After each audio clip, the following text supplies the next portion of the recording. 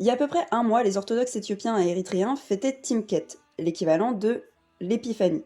Cette fête est l'une, si ce n'est la plus importante des fêtes religieuses en Éthiopie et en Érythrée. Cette fête se déroule sur 3 jours et chacun d'entre eux représente symboliquement un événement biblique. Le premier jour, c'est les processions.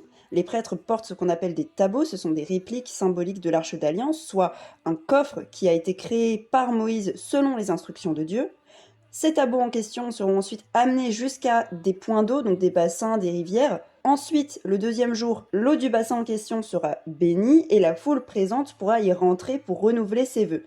Attention parce que lorsque les Occidentaux sont arrivés la première fois en Éthiopie, ils y ont vu un blasphème. Ils pensaient que les Éthiopiens se rebaptisaient, alors qu'en réalité, en chrétienté, il y a un seul baptême. C'est pas vraiment l'idée.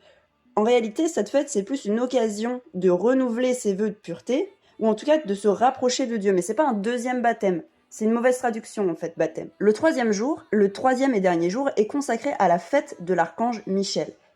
Comme vous pouvez voir, c'est la fête la plus importante de l'orthodoxie éthiopienne. Et vous le voyez sur ces images, énormément de gens sont présents. C'est très beau à voir.